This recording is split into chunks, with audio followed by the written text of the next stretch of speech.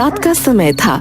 गेंदा सेठ की पत्नी रोंदू के साथ रसोई घर में बर्तन साफ कर रही थी कि तभी गेंदा सेठ की आवाज उन दोनों के कानों में टकराई। अरे रोंदू कहाँ मर गया रे? अरे जल्दी से इधर आ। अरे जाकर देख, अब क्या आफत आ गई। लेकिन मालकिन, ये बर्तन आप अकेले कैसे धोएंगी? जाकर पहले उनकी सुन, कहीं रसोई घर में ना घुसे चले आए।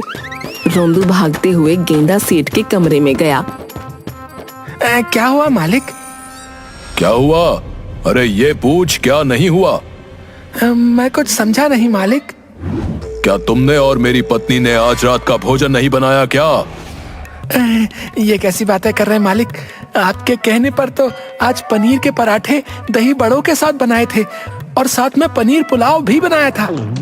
अरे इतने स्वादिष्ट स्वादिष्ट पकवान बनाए और मुझे पता भी नहीं। जल्दी जल्दी जाओ और मेरी पत्नी से कहो कि मुझे बहुत भूख लगी है। वो क्या है ना, दोपहर का भूखा हूँ। ये कैसी बातें कर रहे हैं आप? अभी कुछ देर पहले ही तो आपने पेट भरकर भोजन किया है। मैं और मालकिन रसोई घर में भोजन की प्लेटें ही तो साफ कर रहे हैं। क्या मैंने भोजन कर लिया? हाँ मालिक, आपने अभी अभी कुछ देर पहले ही तो पेट भरकर खाना खाया है। तो फिर मुझे कुछ याद क्यों नहीं आ रहा? मेरे पेट में चूहे क्यों दौड़ रहे हैं? अरे आपके पेट में तो हमेशा चूहे ही दौड़ते रहते हैं। पता नहीं आपके ये पेट में चूहे कब शांत होंगे। रोंदू ने इतना कहा ही था कि तभी गेंदा सेठ की पत्नी गुस्से से पैर पटकते हुए आई। इनके पेट के चूहों को किसी दिन बहुत सारी नींद की दवाई दे दूंगी। उस दिन इनकी भूख हमेशा के लिए खत्म हो जाएगी। ये कैसी बातें कर रही हो तुम?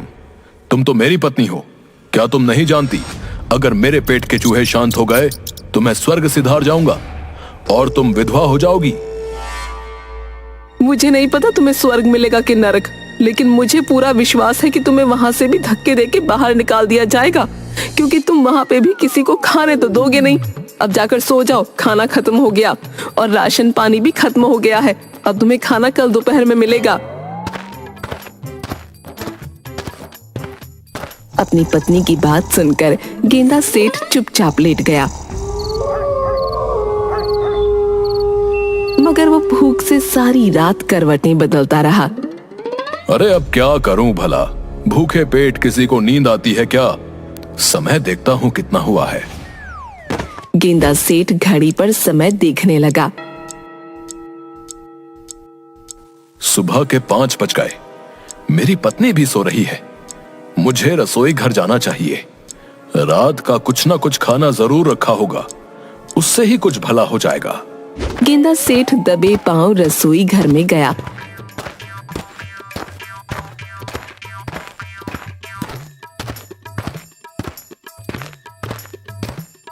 मगर उसने देखा रसोई घर के बर्तन साफ पड़े थे।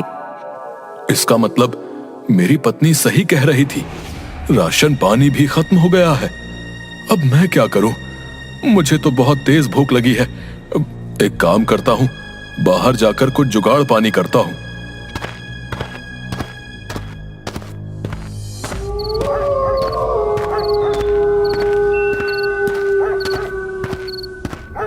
इधर गेंदा सेठ जैसे ही अपने घर से बाहर निकला, उधर आकाश में यमराज चित्रगुप्त के पास आकर बोले, लाओ चित्रगुप्त, आज की लिस्ट जल्दी से मुझे पकड़ा दो।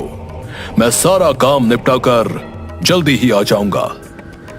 ये लीजिए यमराज, आज आपको सिर्फ एक ही व्यक्ति की आत्मा को यहाँ पर लाना है। क्या? सिर्फ एक ही व्यक्ति की आत्मा, और वो भी पूरे धरती लोक में? ये तुम कैसी बातें कर रहे हो चित्रगुप्त? ये एक व्यक्ति लाखों लोगों पर भारी है यमराज। ये वही व्यक्ति है जिसने पिछली बार आपको हरा दिया था। चित्रगुप्त की बात सुनकर यमराज लिस्ट में लिखा हुआ नाम गौर से देखते हुए बोले, ये तो गेंदा सेठ है। पिछली बार इसने मुझे मूर्ख बना दिया था, मगर इसकी आयु तो एक साधु की वजह से 50 वर्ष बढ़ा दी गई थी। हाँ, लेकिन उस दिन के बाद से इसने लोगों का जीना हराम कर दिया, इसीलिए इसकी आयु 50 वर्ष घटा दी गई है। चिंता मत करो चित्रगुप्त, मुझे गेंदा सेठ से अपना पुराना बदला चुकाना है। ज्यादा बातें मत करिए यमराज, फिर से आपको समझ रहा हूँ। कहीं उसकी बातों में मत आ जाना और उसके खाने के चैलेंज को स्वीकार मत कर लेना, नहीं तो आप हार जाओगे। यमराज चित्रगुप्त की बात का जवाब दिए बगैर अपने भैंसे पर बैठकर सीधे पृथ्वी की ओर चल दिए। यमराज का भैंसा यमराज से बोला, यमराज जी, पिछली बार गेंदा सेठ ने आपका जो अपमान किया था, मुझे बहुत बुरा लगा था। मुझे लगा था कि वो इतना नहीं खा पाएगा, मगर पता नहीं उसके पेट के अंदर से खाना आखिर जाता कहां है। ये एक शोध का विषय है। इस बार आप मुझे मौका दीजिए। मैं कुछ समझा नहीं। यमराज, आप तो जानते ही हैं कि मेरी खुराक कितनी है। मुझे पूरा विश्वास है कि मैं गेंदा सेठ को हरा दूंगा।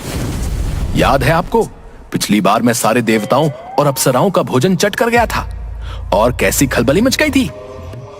भैंसे की बात सुनकर यमराज गहरी सोच में पड़ गए।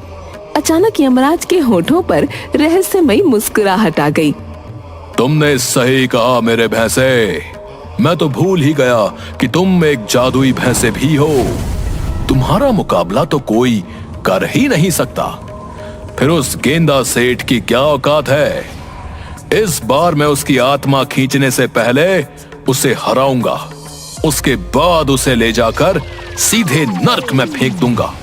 इधर गेंदा भूख से बेहाल अनजान दिशा की ओर चला जा रहा था।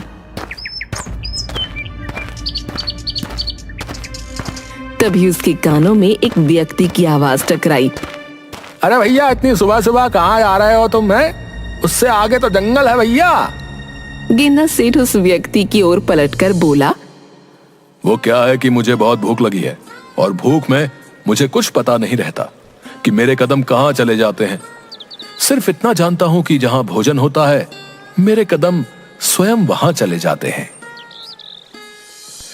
तुमने बिल्कुल सच कहा भैया। दरअसल मैंने भगवान से एक मन्नत मांगी थी जो कि पूरी हो गई, इसीलिए मैं गांव में प्रसाद बांटने के लिए निकला हूं। अच्छा हुआ सबसे पहले व्यक्ति तुम ही निकले।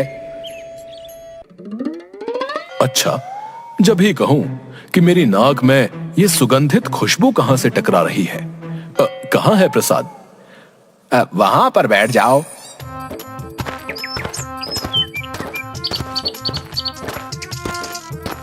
उस व्यक्ति ने गर्मा गर्म पूरी और आलू की सब्जी गेंदा सेठ के सामने परोस दी।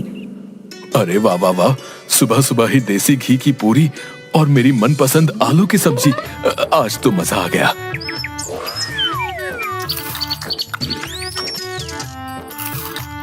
गेंदा सेठ पूरी और सब्जी खाकर बोला, और दीजिए ना, इससे तो मेरा कुछ भी भला नहीं हुआ। हाँ हाँ, क्यों नहीं, ये लो।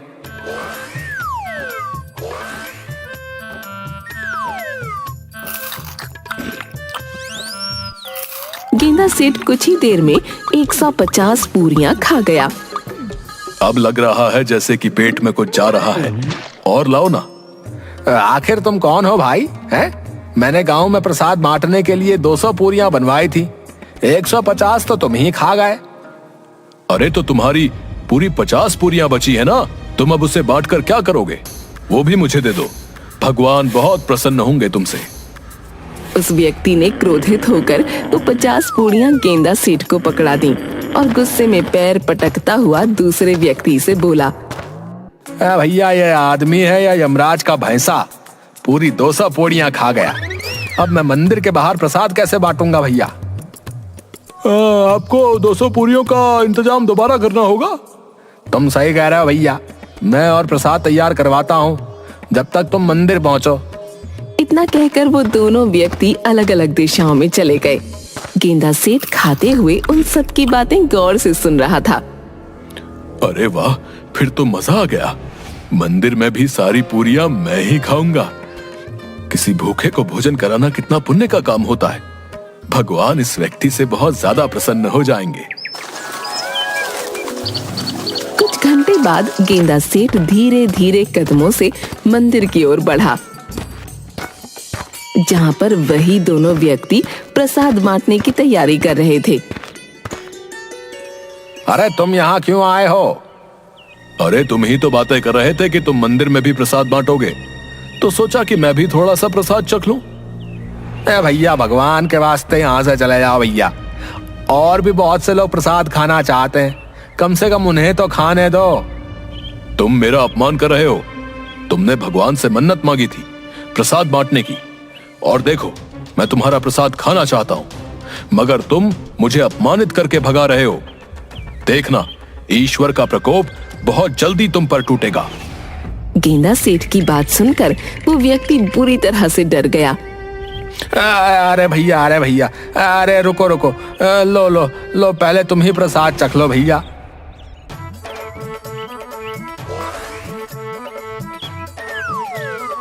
गेंदा सेठ चखने के नाम पर सारी पूड़ियां खाते हुए बोला, क्या बस इतना ही चखने को दोगे? थोड़ी और पूरियां लाओ। भैया, तू इंसान है या यमराज का भैंसा है? हे ईश्वर, आखिर तू इसे अपने पास क्यों नहीं बुलाता? अरे इतने सारे अच्छे इंसानों की यमराज आत्मा खींच कर ले जाते हैं, इसकी आत्मा क्यों नहीं खींच ले जाते? उस व्यक्ति ने इतना कहा ही था कि तभी भैंसे पर सवार होकर यमराज हंसते हुए वहां पहुंच गए।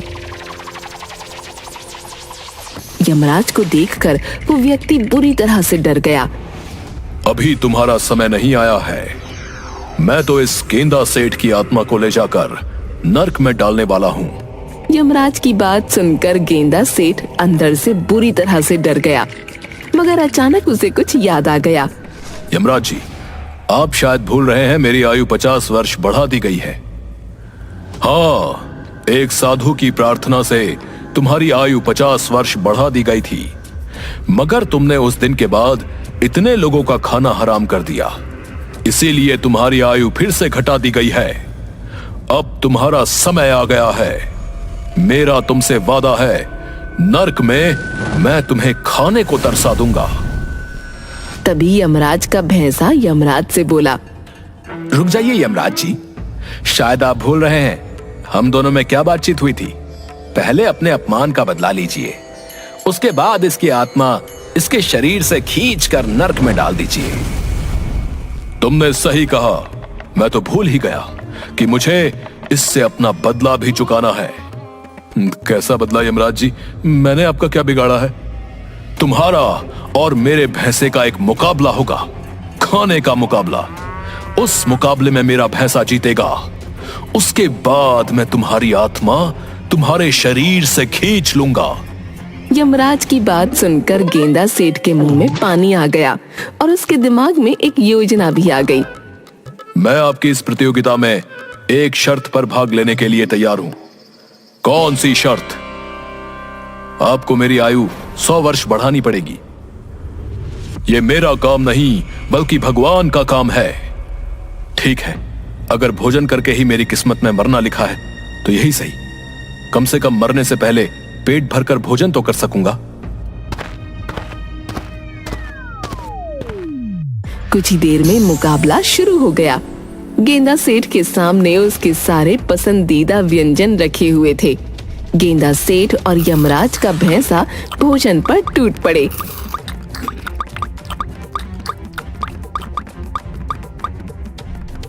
यमराज जी, सारा भोजन खत्म हो गया, मगर मुझे अभी भी बहुत तेज भूख लग रही है। जल्दी से और बहुत सारा भोजन मंगवाइए ना, उसके बाद मुझे आपके साथ भी चलना है। अरे ये इंसान है या कोई बवाल? मेरा पेट तो बुरी तरह से भर चुका है। आखिर मैंने यमराज जी के सामने इतनी बड़ी बड़ी बातें क्यों कर दी? कुछ ही देर में बहुत सारा भोजन गेंदा सेठ के सामने लग गया। गेंदा सेठ देखते ही देखते सारा भोजन चट कर गया। यमराज जी, अभी मेरा कुछ भी भला नहीं हुआ। गेंदा सेठ की बात सुनकर यमराज क्रोधित हो गए और गुस्से से गांव शहर का सारा भोजन लाकर गेंदा सेठ के सामने रख दिया। खाओ इसे, आज मैं देखता हूं तुम्हारी भूख मिटती है या नहीं। मेरा भैंसा भी कम नहीं है। देखना गेंदा, मेरा भैंसा ही जीतेगा।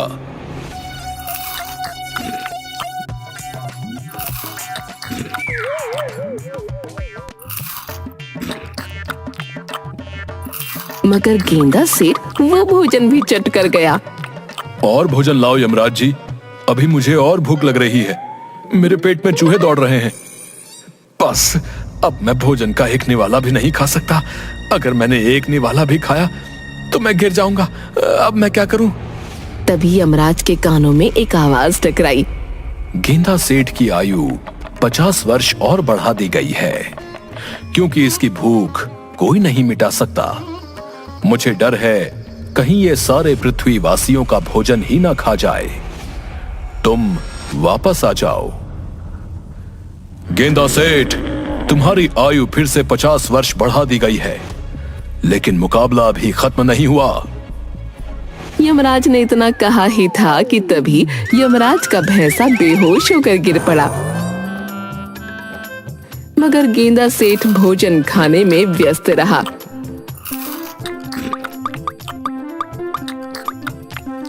यमराज जी, अब तो मेरी आयु 50 वर्ष और बढ़ा दी गई है। मेरी भूख शांत नहीं हुई। मुझे और भूख लग रही है। जब मैं खुश होता हूं ना, तो मैं और ज्यादा खाता हूं। और भोजन मंगवाइए। पापी दुष्ट इंसान, तेरी वजह से मेरा भैंसा बेहोश हो गया। अब मैं कैसे जाऊंगा? कुछ देर बाद यमराज के भैंसे को होश आ गया। आज जा रहा हूं गेंदा, लेकिन याद रखना, मैं तुम्हें भूलूंगा नहीं। 50 साल बाद आऊंगा। यमराज जी, चला नहीं जा रहा। हाय, पेट फटने को हो रखा है। मर गया। मुकाबले के लिए बहुत उतावले थे ना, अब आई अक्ल ठिकाने। इतना कहकर यमराज अपने भैंसे के साथ वहां से चले गए। गेंदा सेठ मुस्कुराते हुए अपने घर आ गया।